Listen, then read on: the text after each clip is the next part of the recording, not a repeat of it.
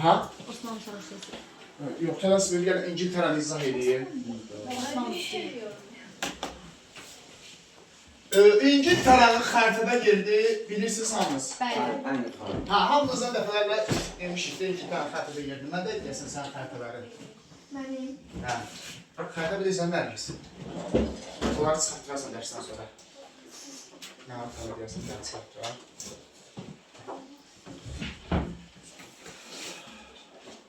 Baxırsınız dünya xəritəsinə, çox rahat, düz yuxarıda Böyük Britaniya, yəni İngiltərədə. Düz yuxarıda da ada ölkəsidir. Yəni, okean ortasındadır da, birbaşa quru əlaqəsi yoxdur heç bir dövlətlə. Bu olacaq İngiltərə, xəritədə yer. Yəni, rahatlıqla tapırsınız. Yadınızdadırsa sizlə İngiltərəni bir dəfə keçmişik. Henry, Al-Qızılgün, Ağ-Qızılgün müharibələri, Yelizaveta Tudor, yadınıza gəlir. İkisinin ortasıdır İngiltərə. Yox, klasik feodalizm dövrünün İngiltərəsi. İkisinin ortasıdır. Hə. Bir də İngiltərənin yeni dövrü var. İngiltərə bu dövrdə Avropada digər Avropa ölkələrindən biraz fərqlənir. Həmçinki kimi, niyə?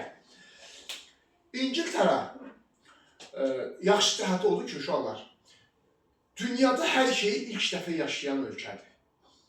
Sənaye inqilabını ilk dəfə yaşayan ölkədir.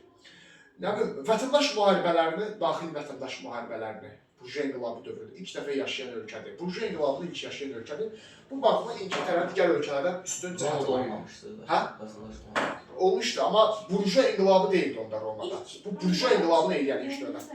Hə? İlk onda İngiltərədə olur. Burjuva inqilabları dövründə, yeni dövrdə, bəli, ilk vətəndaş müharibəsi İngiltərədə, yeni dövrdə. 17-ci əsrdən bugünə qədər. İngiltərədə bir sülalə var bu dövrdə, Stuartlar sülaləsi. 1603-1649, bu illi bilməsiniz. İngiltərədə Stuartlar nəsli var. Bu sülalə Tudorlardan sonra hakimiyyətə gəlib. Yadınızdadırsa Tudorlar nəsli də var idi. Yelizaveta Tudor var idi. Onun ölümündən sonra Stuartlar sülaləsi gəlir. Stuartların iki hökümdarı var. Birinci James, 1603-1625. Bir də var birinci Charles, 1625-1649. İki dənə hökümdarı var. Ata oldular. James və Charles. Amma bunları belə pis obrazlar kimi düşünün. Çünki bunlar İngiltərədə mütləqiyyət yaratmaq istəyir. Mütləqiyyət nə deməkdir? Tək hakimiyyətlik. Yəni, kralsan, hökümdarsan. Yaxşı bir şey deyil ki o. Niyə ki? Yox, yaxşı bir şey deyil. Təsəvvür et, dövlət eləmiş sənindir. Bu yaxşı bir şeydir. Bizdə kimi də. Hə. Yəni, mütləqiyyət mövzudur. Belə deyək də, qərarları qəbul edərkən heç kəsə hesablaşmırsan. Ürək istədiyi kimi qərar verirsən. Müharibəni sən verirsən, sülh bağlamaq qərarını sən verirsən. Dostluq əlaqələrini sən verirsən, kimi istəyirsən ürəyin içində həbs atdırırsan. İngiltərədə əslində əvvəldən bəri parlament var idi yadınızdadırsa. 1265. 1265-də İngiltərədə ilk parlament çağırılıb uşaqlar. Amma Stuartlar sülaləsinin dövründə heç vaxt parlament çağırılmırdı. Parlamentdə deputatların olduğu yer.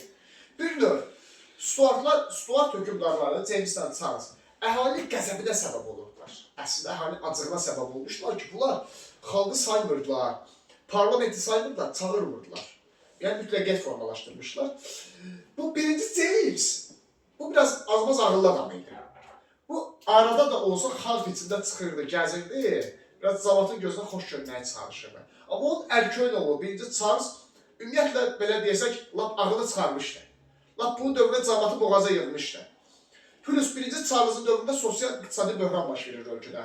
İnsanların yaşayışı pisləşir. Charles'ın dövründə nəticədə Charles'a qarşı etirazlar başlayır. İngiltərədə Charles'a qarşı daxildə etirazlar başlayır, narazılıqlar başlayır. Charles gedir, Şotlandiyanı işğal etmək istəyir. Deməli uşaqlar,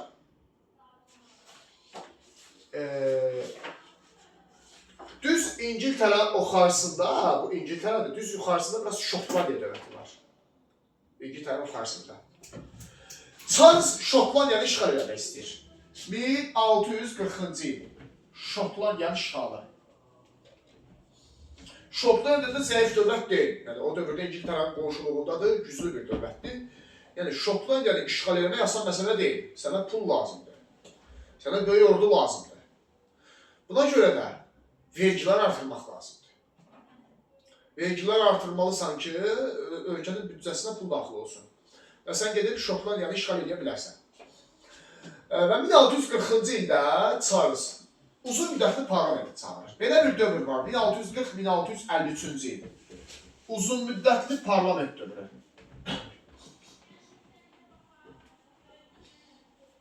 Uzun müddətli parlament uşaqlar. Onun üçün mövcud olub İngiltərədə. Bu ili yaxşı yadda saxlayın. İngiltərədə ilk parlament nə vaxt çağırılmışdı? 1265. İndi uzun müddətli parlament çağırılır. İkinci dəfə çağırılır elə bir parlament. Deyə bilərsiniz, bunun harası uzun müddətli, 13 il olub. Düşünün ki, o dövrdə parlamenti çağırmırdılar deyə, heç çağırmırdılar deyə. Onun için bu parlamentin mövcud olması böyük bir uğur sayılır. Uzun müddət sayılır. Niyə çağırılır uzun müddətli parlament? Vergilər artırmaq üçün. İngiltərədə əvvəldən bir qayda var idi. Kral vergini artırmaq istəyirsə, parlamentdən razılıq almalıdır. Parlament təsdiq eləməlidir və bununla da vergilər artmalıdır. Başa düşdünüz, parlament təsdiqləməlidir və parlamentin təsdiqindən sonra vergilər artırılmağa başlanmalıdır. Yəni parlamentdə deyir ki, mənə razılıq ver, vergilər artırın, gedib Şotlandiyanı işğal edin. Çox gözəl, 1640-da çağırılır uzun müddətli parlament, təxminən 300-ə yaxın deputat olur. Amma parlament təsdiq eləmir layihəni, vergini artırmır. Parlamentin deputatlarına, kral arasında bir gərginlik yaşanır. Parlament deyir ki, krala, vəbşi sən vergini artırma, müharibə aparma. Xalq müharibə istəmir. Bizim nəyimizə lazımdır gedib Şotlandiyanı işğal edirik. Anlaşılır, xalqın səsini çatdırır krala. Kral da parlamenti qəzəblənir ki, siz kimsiniz ki, vergilər artırmırsınız. Charles'dakı mütləqiyyət yaradır, biraz egoistdir, başa özünü mütləq adam sayır. Siz kimsiniz ki, vəbşi vergilər artırmırsınız. Orduya əmir verir ki, gedib parlamentin deputatlarını atın həbsə. Parlamentdə xalqa çağırış edir ki, bəs bu kral yolunu azıbdır. Gəlin, çıxın küçələrə krala etiraz edək. İnsanlar da parlamentə daha çox etibar edir, nəinki krala. Hamı nifrət edir kraldan. İnsanlar da tökülüşür küçələrə, Charles'a etiraz eləməyə başlayır. Və yığılışıb parlamentə dəstək verirlər insanlar və bununla da İngiltərədə birinci vətəndaş müharibəsi başlayacaq. Bu İngiltərə tarixində çox maraqlı bir hadisədir. 1642-1646-cı il vətəndaş müharibəsi kral və parlament arasında. Kralın məğlub edilər. Mən elə bir də vətəndaş deyirsiniz, vətəndaşı qırır. Əslində elədir. Yəni, Əslində kralın tərəfdarları İngiltərə vətəndaşıdır. Parlamentin tərəfdarı yenə İngiltərə vətəndaşıdır. Bəlkə də iki nəfər əmoğludur və qardaşdır. Biri kralı dəstəkləyir, biri parlamenti dəstəkləyir. Döyüş meydanında qabaq-qabağa döyüşürlər bunlar. İki qrup var bu dövrdə İngiltərədə. Biri var Anglikan kilsəsi. Buna biz kral kilsəsi deyirik. 16-cı əsrdən bəri İngiltərədə var. Bir də var Puritanlar. Puritancılar. Vətəndaş müharibəsində bu iki qrup arasında qarşıdurma yaranır. Anglikan kilsəsi kralı dəstəkləyir. Puritancılar parlamenti dəstəkləyir. Puritancılar kimdir? Bunlar yenilikçilərdir. Puritan sözü saf və təmiz deməkdir. Bunlar dini yeniləmək istəyən insanlardır, dinə qarşı çıxırlar müəyyən qədər. Həm də krala qarşı çıxırlar. Deyirlər ki, İngiltərə xalqı xoşbəxt deyil sizdən. Əhalinin böyük bir hissəsi puritanlar təşkil edir. Təxminən 70-80% böyük bir kütlə puritancıdır. Yenilikçidir İngiltərədə. Elitanın əksəriyyəti puritancıdır. Amma kilsə xadimləri, yəni mollalar, o dövrdə din xadimləri deyil, Anglikan kilsəsi. Onlar kralı dəstəkləyir. Onlar köhnə sistemin qalmasının tərəfdarıdır. Başa düşdünüz? Say etibarilə götürsək, parlamentin tərəfdarları daha çoxdur. Çünki parlamenti xalq dəstəkləyir. Amma kralın qüvvələri daha güclüdür. Çünki kralın pulu var. Kralın ordusu var, amma parlamentin yoxudur. İlk döyüşlərdə kral açıq aydın qalib gəlirdi. Parlament ordusuna, dəfələrlə parlament ordusunu məğlub edib kral. Özü ağır şəkildə. Hətta müzakirələr gedir parlamentdə, deputatlar arasında. Bəzi deputatlar deyir ki, gəlin təslim olaq. Biz kralın da biləsi deyilik. Çünki kralın ordusu var, muzlu ordusu var, 12-ci əsrdən bəri. Parlament ordusu isə indi təşkil edilməyə başlanır. Təslim olmaq barədə şüarlar səsləndirilir. Amma təslim olunurlar. Bir nəfər var, Oliver Cromwell. Çox məşhur biridir. Həm də parlamentin deputatıdır. Həm də general rütbəsində olan biridir. Gəncdir, təxminən 37-38 yaşları var. Siyasətdə gənc sayılır da bu yaşlar. Bu deyir ki, parlamentin iclası zamanı mənə etibar eləyin, onsuz da uduzursunuz. Hər şeyi verin mənim ixtiyarıma, mən bu müharibəni udacam. Cromwell də belə gənc özünü sübut eləməyə çalışır, çox istedadlı biridir. Parlamentdə deyirlər ki, yaxşı bir buna etibar edin, ordunu verirlər Cromwellin ixtiyarına. Cromwell islahat keçirir. 1645-ci il İngiltərədə hərbi islahat keçirir. Parlament ordusu islahat keçirir və yenidən təşkil edir parlament ordusunu. Oliver Cromwell nizam-intizam yaradır. Parlament ordusunda hətta deyilənə görə əskərlər özləri də Cromwelli çox sevməyə başlayırlar bir müddətdən sonra. Biraz nadirə bənzəyir. Oliver Cromwell ordunu gücləndirir, dövləti gücləndirir həm də. Bir müddət sonra Cromwell başlayır kral ordusu məğlub eləməyə. Fikir verin, müharibə başlayandan bəri ancaq kral oturdu. Və orada var məşhur bir döyüş. 1645-ci ildə Naseby döyüşü, çox məşhur bir döyüşdür. Naseby döyüşündə parlament qalib gəlir kral ordusuna. Və kral məğlub olur. Həlledici döyüşdür Naseby döyüşü. Birinci vətəndaş müharibəsi 42-46-dadır. Əsas döyüşdə, Naseby döyüşündə nəhayət ki, parlament ordusu qalib gəlir. Cromwell, kral uduzur, qaçır Şotlandiyaya. Deməli, bu kral... Sağ olun. Sağ olun. Bu kral bayaq Şotlandiyanı işğal eləmək istəyirdi. İndi özü Şotlandiyaya qaçır. Biraz o qapını açdı, hava gəlsin. Kral özü Şotlandiyaya qaçır. 1646-cı ildə. Birinci vətəndaş müharibəsinin sonunda. Və birinci vətəndaş müharibəsində kral məğlub olur. Ağır məğlubiyyət olur. Yəni, heç kəs gözləməzdi ki, parlament belə qalib gələ biləcək krala, amma qalib gəldi. Çünki xalq parlamenti dəstəklədi. Üstündən bir müddət keçir. İkinci vətəndaş müharibəsi baş verir. Niyə? Çünki kral geri qayıdır. 1648-də. Həmin il bitirdi. Şotlandiyadan qaçır gəlir, bir qrup tərəfdarlarını yerdə başlar. İkinci vətəndaş müharibəsi baş verir. Bu dəfə kralı elə həmin vaxtında məğlub edirlər. 1648-də kral Fransız qalır, o keçişdən. Hə. Kral yenə məğlub edilir. İkinci vətəndaş müharibəsində. Parlament. Hə, indi yaxşı bir sual ortaya çıxır. Kralı yenə tutdular. Bu dəfə həbsə atırlar, qaçanlar kralı. Sürgün etdi. Edam edildi. Hə, indi ortaya bir sual çıxır. Bu dövrdə də İngiltərə uşaqlar adi bir ölkə deyil. Nə mənada? İngiltərədə təhsil, səhiyyə, elm çox inkişaf edib. İngiltərədə böyük filosoflar var. İngiltərədə elita var, əməlli başlı. Yəni ölkəni idarə edə biləcək bir elita var. Ağlı başında olan bu adamlar, filosoflar yığılışırlar bir yerə. Deyirlər, yaxşı, kralı tutduq. Kral kimdir? Charles. Düzdür? Baxırıq bir hakimiyyət dövründə 1625-49. Tutduq kralı. 2 dəfə tutduq. Birinci vətəndaş müharibəsində də, ikinci vətəndaş müharibəsində də. Yaxşı, onda nə edəyik? Tutduq, indi nə edəyik? Kralı atıblar həbsə. Yenilikçilər, əsasən də bu puritancılar deyirlər ki, gəlin vəbşi krallığını ləğv edək. Krallıq pis bir şeydir. Krallığı ləğv edək, gəlin İngiltərə respublika quraq. Yeni bir sistem quraq ki, bu da bütün dünyaya nümunə olsun. Deməli, İngiltərədə respublika qurulur. Fikir verin uşaqlar, sizin keçdiyiniz axırıncı respublika hansı olub? Axırıncı dəfə nə vaxt respublika keçmişsiniz? Roma Respublikasını keçmişsiniz, yadınıza salın. Romatlar. O gündən bu günə respublika yoxdur. Eramızın 5-9 Eramızın edilmiyor. Hə. İndi İngiltərədə krallığı ləğv edirlər. 1649-da Charles'ı edam edirlər. Bütün xalqın gözü qarşısında Charles edam edilir. Hansı sülalə idi bu? Stuartlar. Stuartlar sülaləsi başa çatır. Deməli, monarxiya ləğv olunur İngiltərədə. Nə qurulur? Respublika. 1649-53, cəmi 4 il olub, fikir verin. 4 il İngiltərədə respublika qurulub. Hə, maraqlıdır. normalda biz demişik, Respublikanın olmalıdır, prezidenti olmalıdır. Konstitusiyası olmalıdır. Amma yadda saxlayın ki, İngiltərədə olmayıbdır. Yəni, prezident olur. Bir dənə deyim, belə Hə, indi onu deyəcək. Hə, nə prezident olubdur, nə konstitusiya olubdur. Çünki az olubdur, 4 il olubdur. Vaxtları çatmıyor ki, qəbul eləsinlər. Təzə ilə Respublika dövründə dövləti parlament idarə edibdir. Parlament idarə edibdir, xalq da parlamenti sevir. Çünki parlament vətəndaş müharibəsi udub, çağrısı edam edib. Deməli, İngiltərədə Respublika dövrü 1649-53-cü il.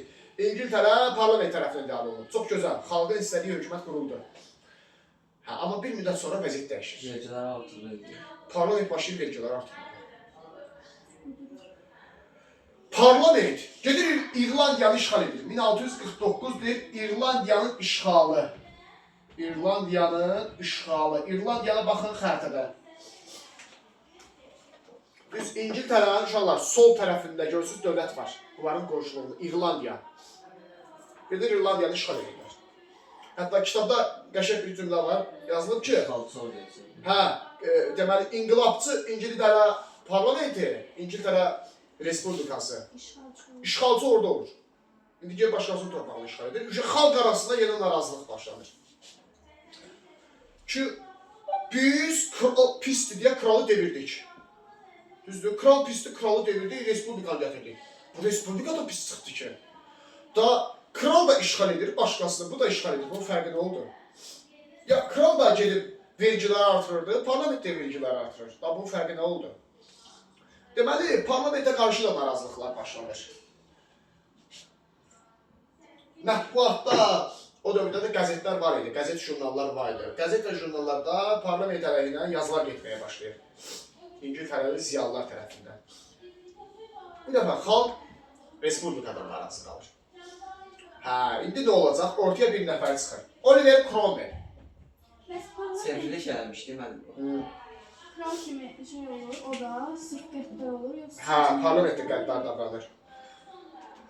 Bu sonradan dəyişir. Məsələn, kim ki yazı yazmışdı, jurnalda Respublikanı tənqid eləmişdi. Həmin adamları yazı yazmağını qadağan edirlər. Azad deyildilər ki, yoxsa deyirlər? Deməli, yoxdur, artıq azad deyilmişlər. Respublika azadlığa son qoyur. Çünki İrlandiyanı işğal edirlər. İndi, Oliver Cromwell ortaya çıxır. Kimdir bu Cromwell? Bayaq haqqında danışdıq. Kənd adam dostum. Vətəndaş Bu, vətəndaş müharibəsinin əsas qəhrəmanlarından biridir. Krala məğlub edən. Xalq içində nüfuzu var idi.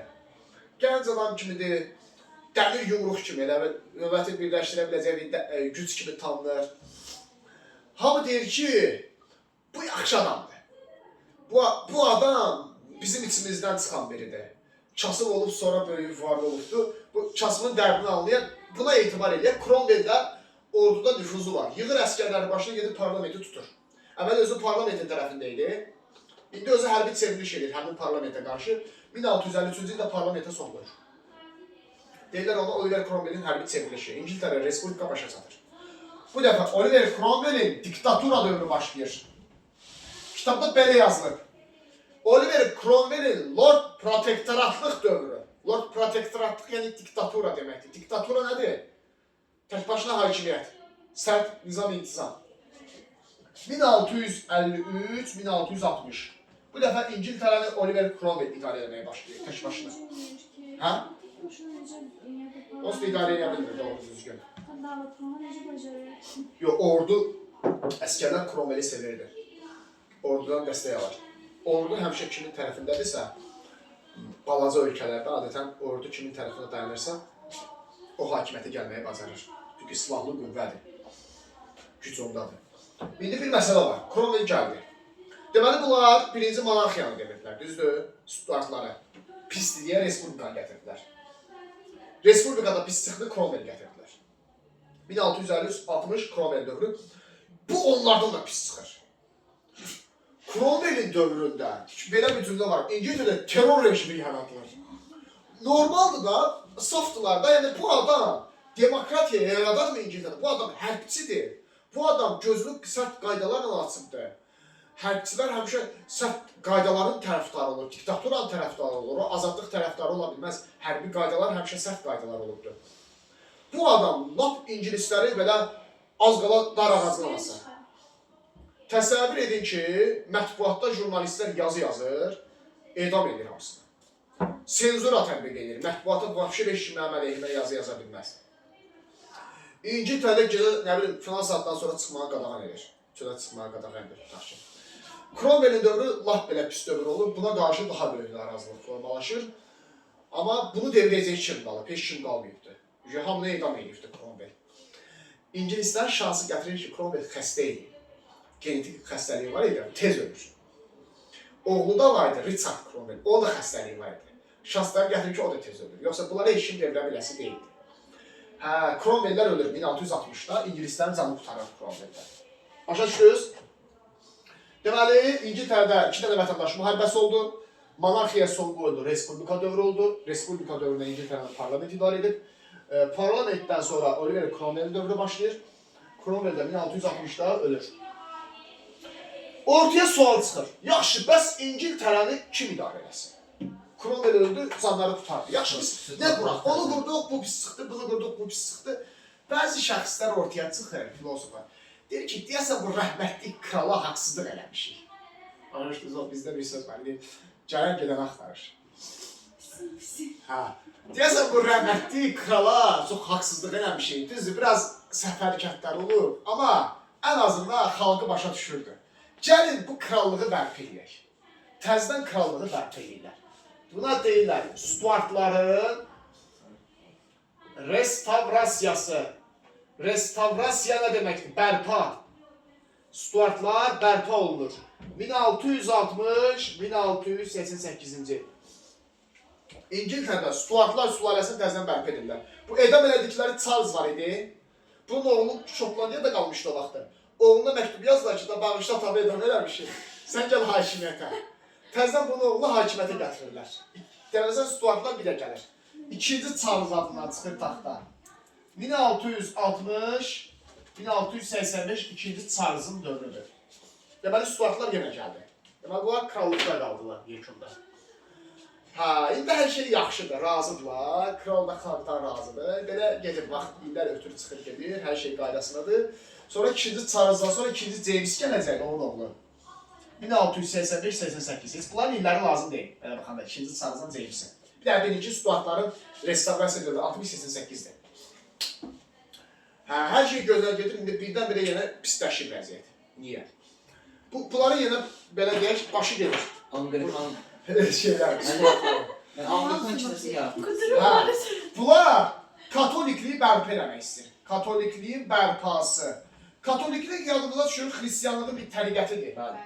Reformasiya dərsində falan var idi. Amma İngilislər Anglikandılar. Biz bayaq demişdik, Anglikan kilsəsi var idi İngiltərədə.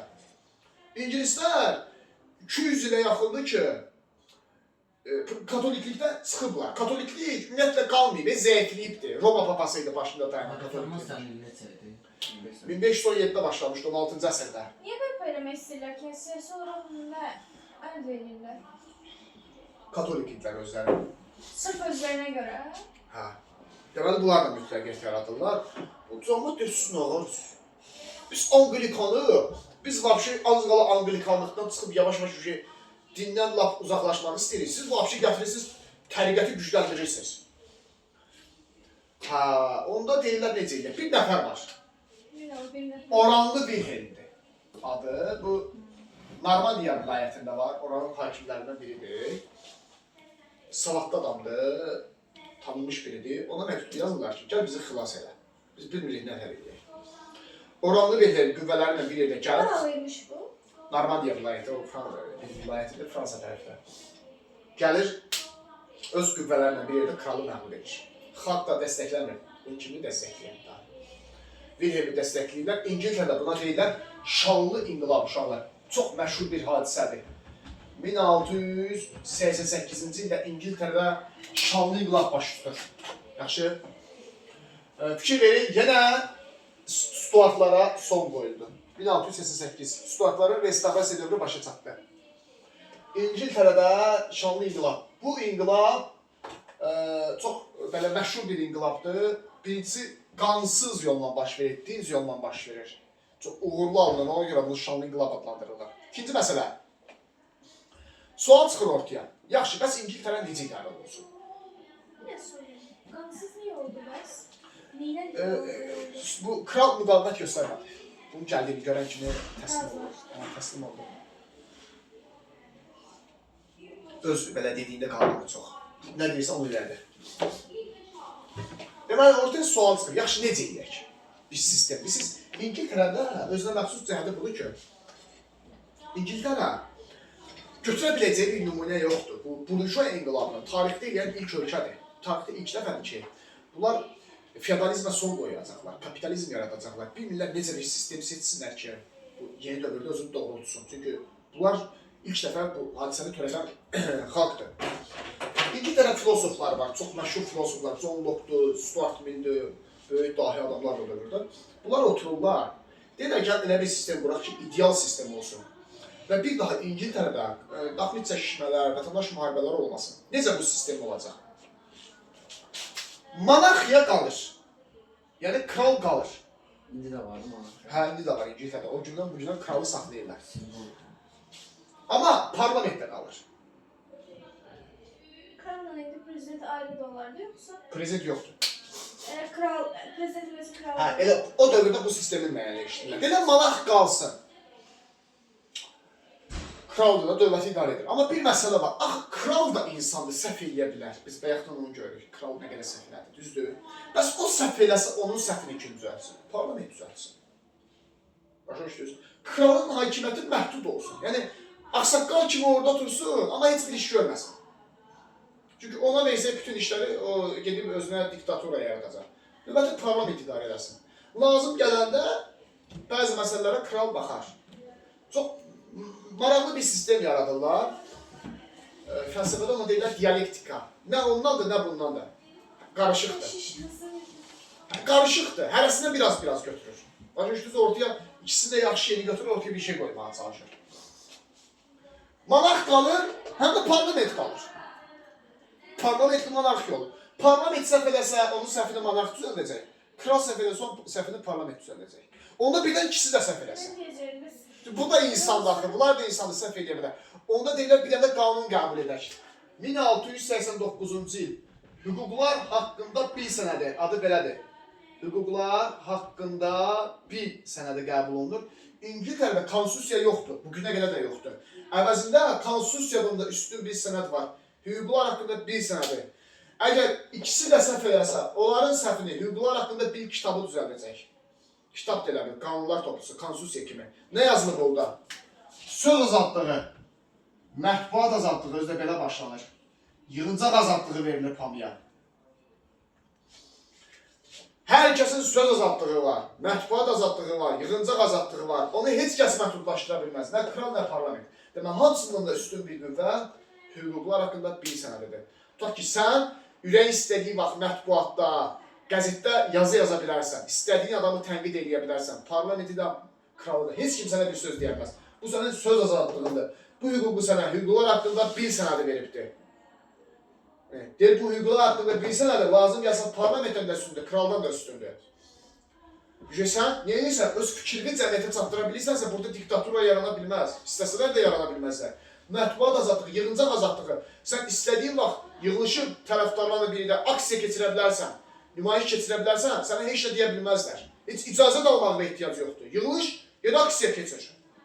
Sənə deyəməzlər ki, icazə yoxdur. Çünki sənə bu hüququ qanun veribdir. Hə. Bax, bu hüquqlar haqqında bilsənədir, İngiltərə demokratiyasının əsas qoruyub saxlayan bir qüvvədir. Orada yazılıb ki, bu qanunlar heç kəs ləğv edə bilməz. Heç təklif edə bilməz ləğv olunması. O müqəddəs qanunlardır İngiltərədə. Çünki o insanların azadlığını qoruyan qanunlardır. İngiltərədə sabitliyi qoruyan qanunlardır. Ona görə bu inqilabı şanlı inqilab adlandırırlar. Çünki o gündən bu günə qədər İngiltərədə heç vaxt sabitlik pozulmur. Həmişə də İngiltərə kral hakimiyyəti parlamentlə bir yerdə qalıb. Yəni düşünün ki, 300 neçə ildir İngiltərə daim inkişaf edir. Nə vətəndaş müharibəsi var, nə bir daxili çəkişmə var. Olur, problemlər olur, böhranlar olur. Amma əvvəlki kimi artıq problem olur. Yəni dinc yolla həll edirlər. Deməli, ona görə deyirlər şanlı inqilab. İngilislər o idealı tapdılar, tədbiq elədilər. Başa düşdünüz? Sülh, bura qədər öyrənəcəksiniz. Testlərdə işləyirsiniz bura qədər.